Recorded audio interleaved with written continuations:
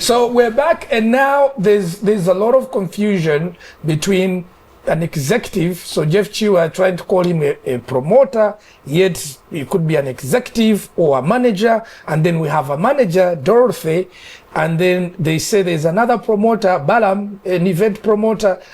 So we've gone into promotion. So I want Nisenwe to tell us the process of promoting a song and how much does it cost.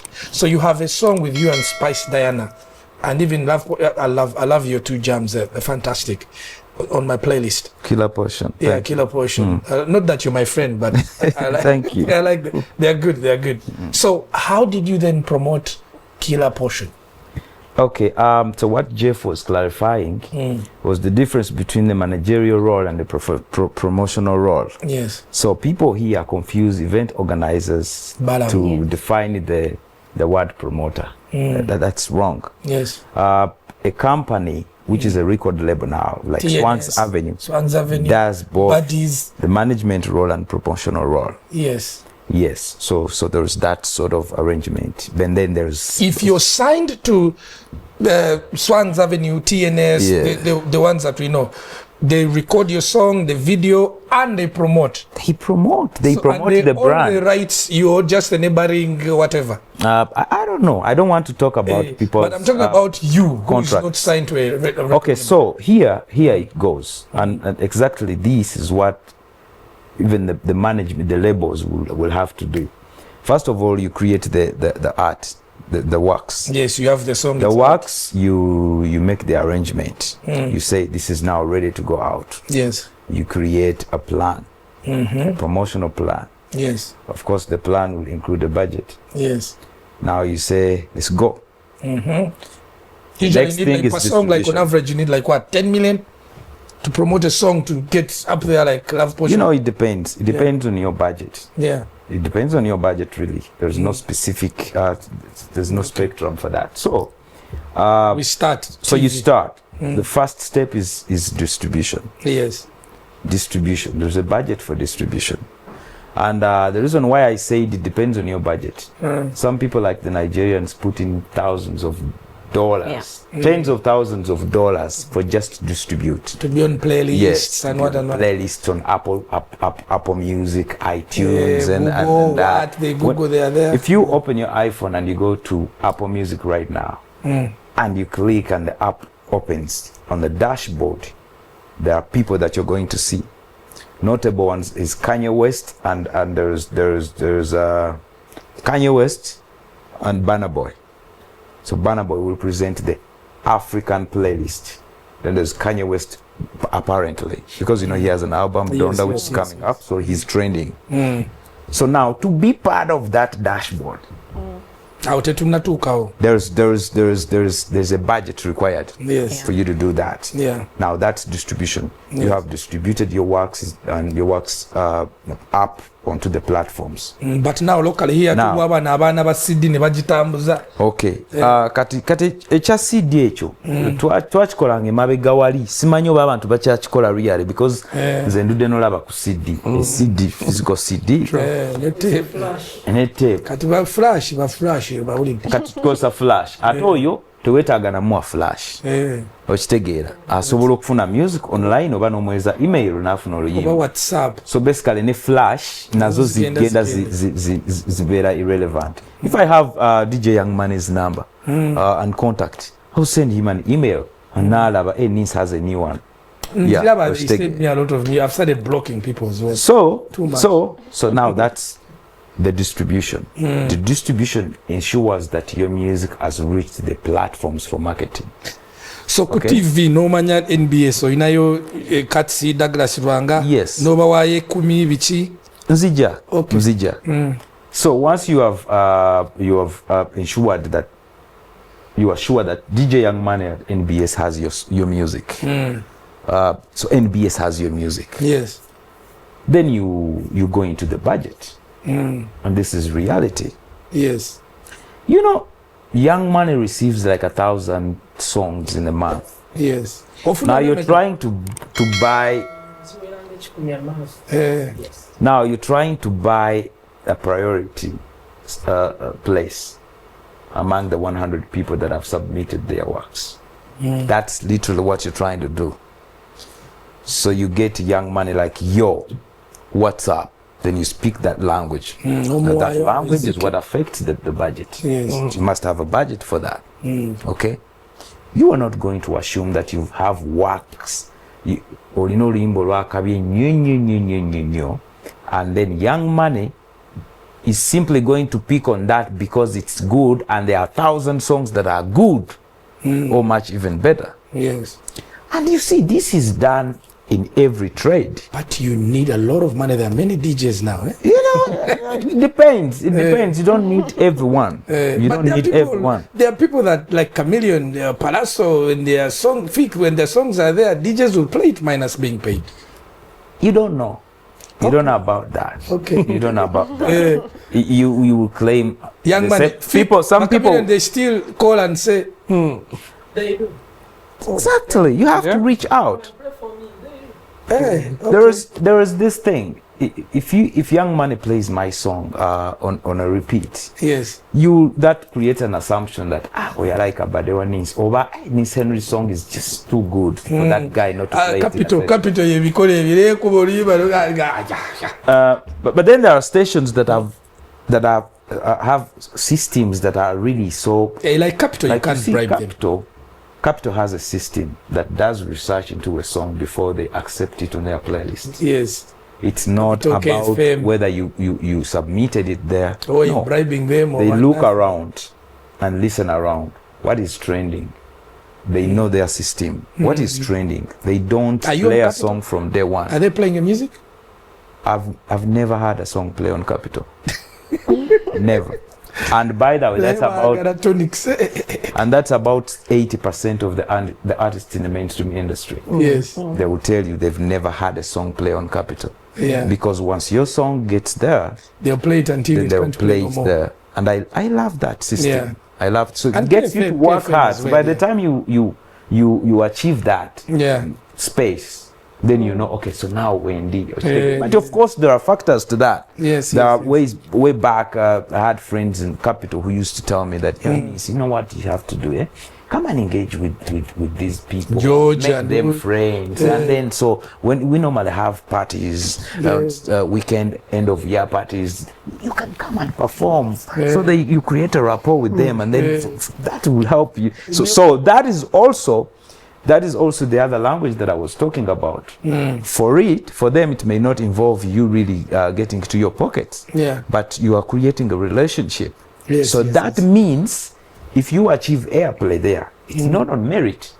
That means it's not on merit. It means there's an influence. There's an emotional influence. Goodwill. You're now with JK. I just George, what's up? Exactly. And they play the song. Now I don't need to give you anything. I'll call you, yo, man, my song. Just play my song. But man, I am tired. I have helped you guys. I am tired. Now I need also money. Okay. So that language of money is what gets us to create these budgets. Yes. So you pay TV, you pay radio, print not anymore. Influencers, social media. It depends on how you value that platform. If you look at print as a strategic platform for your marketing of the song, then you go in there and you include it in your budget. So you talked about physical CD distribution downtown. Yes, that was another avenue for marketing. Those DJs down, and I think today people still do that. Very few for rural areas and where CDs are people still active. take CDs there. You see messages on Facebook, and hey man, I'm a promoter. I promote songs, so please give me your music. I take it downtown. Like you see them. People still do that. I don't know about that now. But for us now, we focus on the mainstream media. Yes. Mainstream media have the DJs. You see, here is the thing. The DJ is now in the driver's seat of airplay.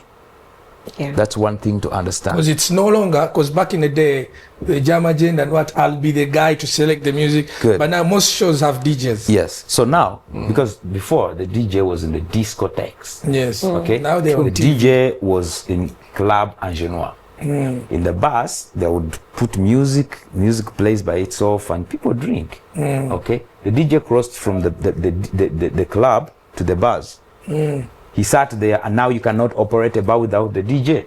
The DJ from there crossed to the radios. A musical show should have a DJ, and here he is. He's on TV. Okay, those are the main platforms of market music for music marketing. Yes. The DJs are the ones owning that. So, and this is part of the orientation that I take young artists through. I'm going to become a DJ.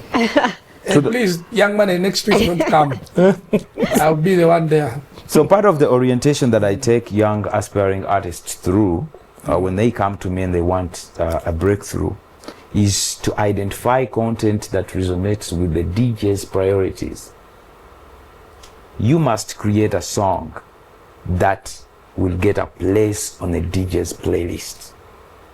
Otherwise, you're going to Does that also say that waliwo akayimba katambula bwe katike kakutte nogenda nga Bebe Cool? There's a time Navio's song, what was it called? Ajana akubalire Bebe Cool naleta. So when you're playing that hit song that is there, automatically the Bebe Cool song comes in. What was it song? No, it's a Uganda song. Then Bebe naleta which one? So you look at the first. Now me, so I'm here as an artist, but I'm in production. Yes, I'm a songwriter and producer and music director. Yes. So what I focus on, look at in creating content is what is the trending sound. Yeah. Bano ba DJ be mulaba ba boba focusinga kenyo no begendereza ba setting a trend. Okay, there's that kind of sound. They have a high proclivity to playing. Now there's a beat, tap tap tap. There's a pop portion so that beat is It is so killer portion Nigerian influence. The Nigerian influence. Yes. So before you go to do killer portion, you have to listen to some of the hits that are trending apparently from Nigeria. Okay. One was arrested here. So Yeah. So you look into what is the sound that is trending. Now that gets you to choosing which producer you're going to work with. Bano ba DJ balina certain producers bebazanya. Nebe batazanya. Because there are producers who are capable of bringing out that sound jebagala. And there are people who are just simply making music. Okay. Now, me as a person who strategizes, because you see, this music having become a business, you need to really be strategic. Tetucha kola following passion, simply passion, and create a song. And man, you have to you're going to invest a lot of money in marketing that song. So you have to focus on your content so that it is marketable. So we focus. So how you promote a song is, you create a budget and a plan. First step is distribution. First step is, of course, creating the content. That's when you focus on what kind of material that you're putting out, considering all the other factors that I've told you. Yes. What sound is trending, what, and then so then create a song. And then once you realize this is a song that will work, okay, I'm focusing on this one. Then you go into the distribution, you have the budget, the distribution is done. Then there is airplay monitoring. Because you have now you are done with the distribution, you have made the necessary payments, you've spoken the necessary language. Yes. Now you need to monitor the airplay. Now that's where it gets tough. You have over 10 TV stations that have to play you in a day. You have to watch this. But you have to see how they play. Okay, so Kazora is my friend. He has my song, but is he playing it? You have to monitor. And then when you call a request, I see on my channel when you do requests, you see the same people requesting the same songs. Now we no longer. Now that so you have people you pay to request songs. Now that is yes. That is another. That's another system that you use because now social media is a big influencer on airplay for airplay. The DJ is likely to play a song that is so trending on Twitter, regardless of whether you actually know it. Okay, if it's so trending on Twitter, on TikTok, it's likely to break through. So now you also could create influence on TikTok and other platforms, social media platforms. Challenges and what. And as that comes, that's when you end up with groups. You create this group. Shibaholics. You have groups. Those people, those are fans that come voluntarily. But then we make use of them. Because they come to you, they keep coming to you voluntarily. Now, what we have done, and actually the first person who exhibited that, and it worked very perfectly for him was Bebe Cool. Bebe Cool looked at his fan base, his social media fan base, and he organized them. Okay? He made sure that he voluntarily organizes them. He organized them. He had a name for them. They called themselves the Gargamel family. Those people are untouchables. You touch Bebe Cool, they Gargamel family, they shred you to pieces. Right. Yes. But now that is power. Oh God. Now that is power. That is power you also have to utilize for marketing. Beyonce has the beehives. They're called the beehives. The beehives. Terrible group of people on fanatics. Twitter. They destroy you if you talk about Beyonce. Yes. Yeah. And one day I remember there's a day they actually went against her. I think they attacked a certain artist for having said certain things about Beyonce, against Beyonce, and then so she came in like, no, you don't have to be harsh on him. You don't tell us what to do. So there's a system there. So Spice Diana crew fighting Shibaholics and Spice Diana, it happens, and it's not that the actual, it's not necessarily the artist influences them. No, they choose their path and they choose just to defend. Even record labels, I remember buddies, my guys, and the Wheezy, D-Rain, my producers were now fighting Swans Avenue. Then I'm like, I don't know, they would just fight. They would Casablanca, they were going to exchange blows. Then I called Ben, I'm like, what is going on? It's like, I don't know these people. So now I met Benon, we took a picture, we were talking. Then I sent them the group. I said, but you people are fighting. Me and Benon are best of friends. What are you guys doing? So they say, okay. We thought beef. You know, so it happens. And sometimes it can be good for the industry because, you know, they make you better in terms of even them producing. It's fuel for the industry. Yeah, and then these are things that we have to adopt that have come with the technology. The social media has changed the game in so many ways that today you look at, okay, so let me give it to you like this. I did a collab with Spice Diana. Yes. There are so many fans of mine that became fans of Spice Diana after that.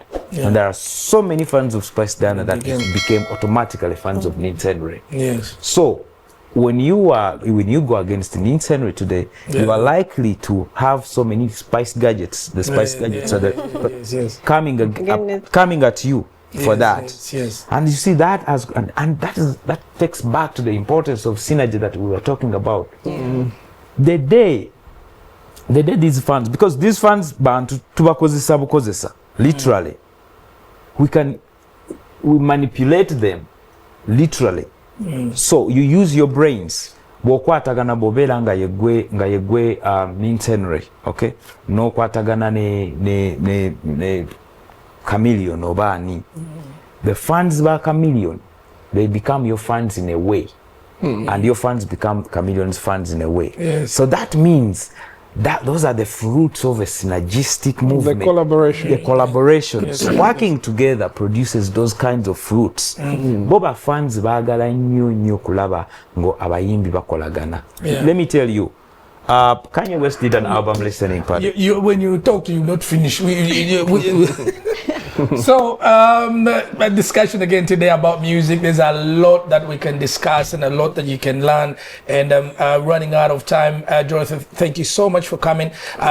Just last words, just to tell me about, we're talking about the sharing, the management, and I'm happy that now it's getting organized. And this is, for me, when I look at the industry, it's me having a record label and say, but guys, I have money, and probably even other serious people who come and say, yo, I have money, I have studio equipment, I even have cameras, I can give you concepts of videos, but I don't have time. My song, I also have to pay back in a way, because he will call me for a favor as well. So it's good that the managers are coming in, and you have done some corporate stuff. You've been a PR, and again, not everybody can be a manager.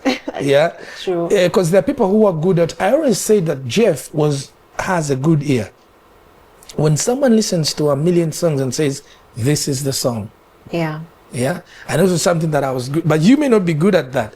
You may be good at systems. Following up, have they paid the money? Have they, yeah. So again, in this music industry, we need to define those roles, because even here we're disagreeing.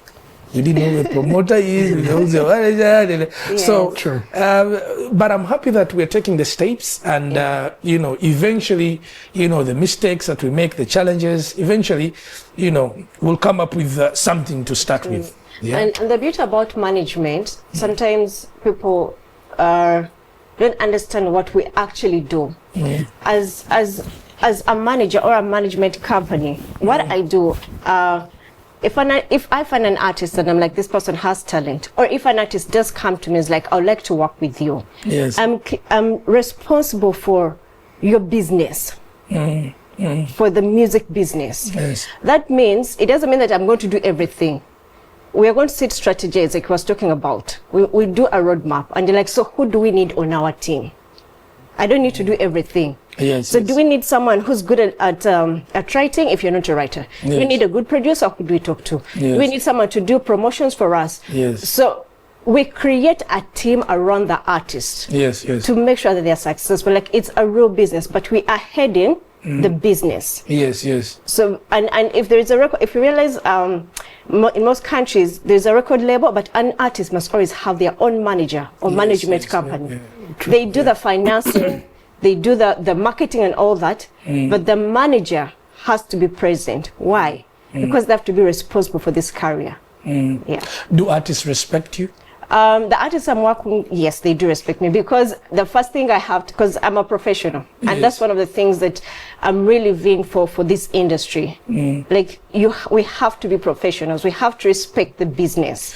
So you're coming to me as a business partner. You're coming to me informed, like, you respect what I'm offering you. So you should be able to listen to me. I should be able to listen to you. Now, let me tell you, one of the biggest challenges that we have in this industry is, there's a top musician I once worked with. And I said, I'll not follow. I don't have time to go. I don't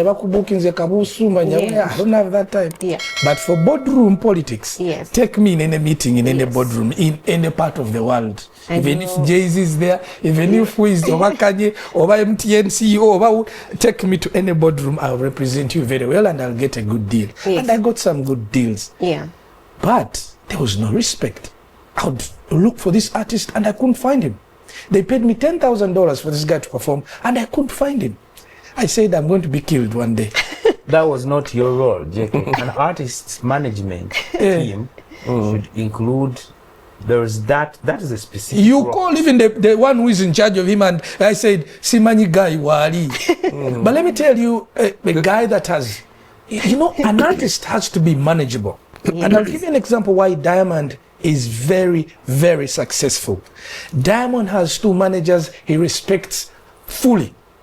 Yeah. He has a guy he works with, and he has a guy at home. If the manager says, Diamond, let's go, you go. Diamond will not say, but you're with one of these guys in the club, it's popping, and you tell a guy, this guy is having fun, he say, it's time to go.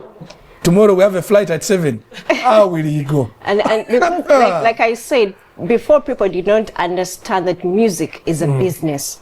If you respect your business, then you have to respect the people who are working with you. Because I don't know, people see Asha, what these guys are just there and they are pushing. Sometimes there's a sub role within management. For example, there are people who are just booking agents.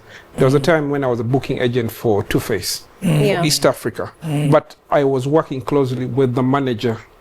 So when there's a booking, somebody who wants to book Two Face, they would call me. And then I would figure out the dynamics here and work with the manager and brief her. So in your case, I think what you failed to define was your role. You could have been just a booking agent for the artist and worked with the artist's manager. So you don't have to do all But you see, when you're booking, now, for example, with that artist, if I go and get the deal in the boardroom, the company is going to talk to me to get him to do, they paid me 17 million to do an advert. And I'm like, okay, cool. I signed the deal. And then I called the line manager. Where's the guy? I don't know. Simanji Yasuze. So now the CEOs are calling me. Where's the guy? I'm doing my other thing, so I come now to look for it. So, but I think those issues were so notable in the 90s in the hip hop world. If you hear the story of DMX, you know how broke. That's the thing. So he did a movie, Romeo Must Die with Jet Li, and the directors were rushing for him. Like, now this is the guy. Now there's one director who they made a deal. D was supposed to shoot 15 movies after Romeo Must Die. The day they had to go actual on set. Everything is done. On set, on the day to go to the set. Nigga doesn't want to go. He's drunk, high on weed, and it's like, no.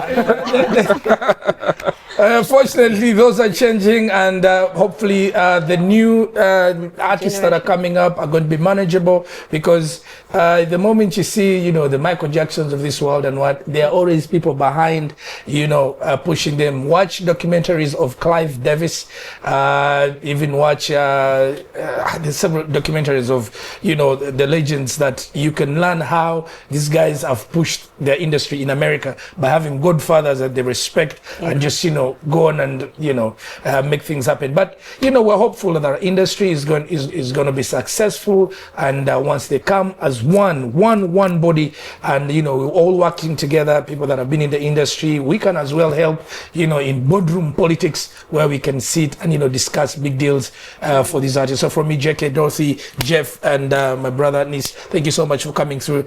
And we'll see you next week. Big shout out to my designer, the looks from me and everybody. God bless you. Much love.